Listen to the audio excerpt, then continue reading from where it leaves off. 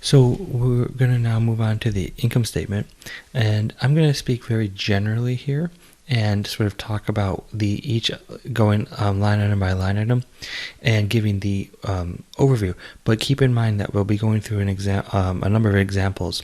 We'll build our pro forma statement. I'll use Microsoft Excel to do that, but you'll see exactly how things work. So there's sort of two components. There's the sort of the general idea, and then we'll get into specifics as we build these for different examples. So for the income statement, the first item that we're going to focus on here is revenues. And for our purposes, we'll mainly be looking at revenues coming from sales and projections and price per unit projections. Or it might frankly just be given explicitly. So it might say this project will generate revenues of $10 million. We'll sort of use both. Long term, this information is going to come from inputs from a marketing plan that you will be developing.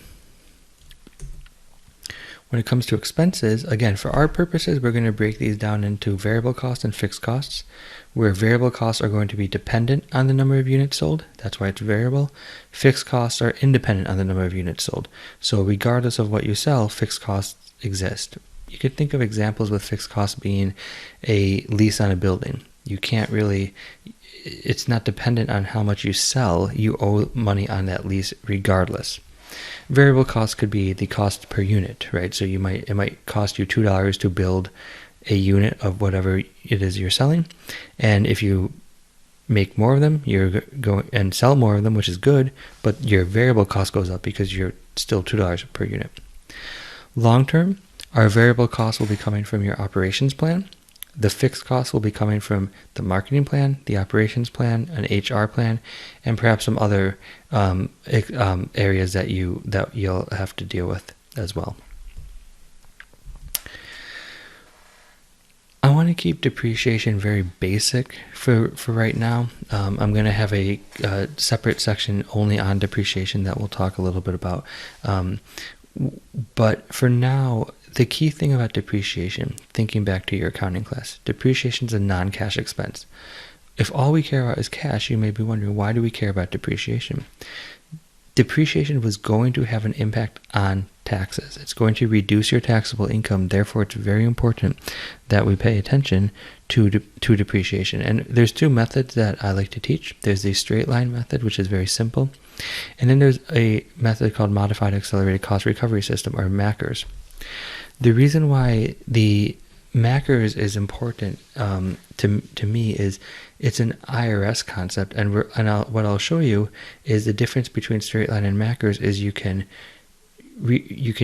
earn the tax benefit of depreciation earlier, which from a time value money perspective is better for you. So like I said, there'll be a lot more detail to come.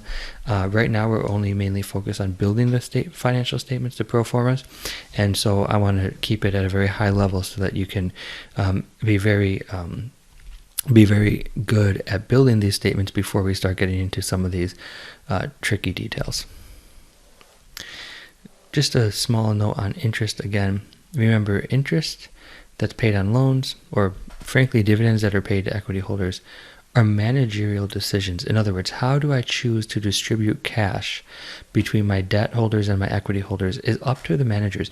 It has nothing to do with whether this is a good project or not. Thinking about Disney, if Disney has a new theme park that they should open, that has nothing to do with the choice of financing to build it, right? If the project is good, they will figure out a way to pay for it.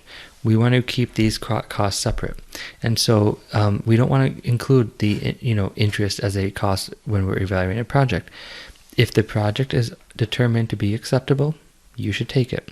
The method is irrelevant. Now, one thing to keep in mind: you've already covered the weighted average cost of capital in Module 2. And think about the weighted average cost of capital. We're going to use the weighted average cost of capital as our required return going forward. This will be in topic 4 mainly in this module. And because of that, that's where the financing component is going to come into play. So we're not ignoring it completely, but in the pro forma statements, we don't want to include interest. And finally, when it comes to the income statement, taxes are very important. Tax is a cash flow. It's a cash outflow, right? You're taking money from your firm to the government, so it reduces the amount of cash that's generated that goes to the firm. We just want to make sure that we always are using after-tax cash flows. So when we build our pro formas, we want to make sure that we take out compute the taxable income, we take out the taxes paid as not a cash flow that the firm is actually receiving. And that's basically it for the pro forma income statement. Next, we'll look at the balance sheet.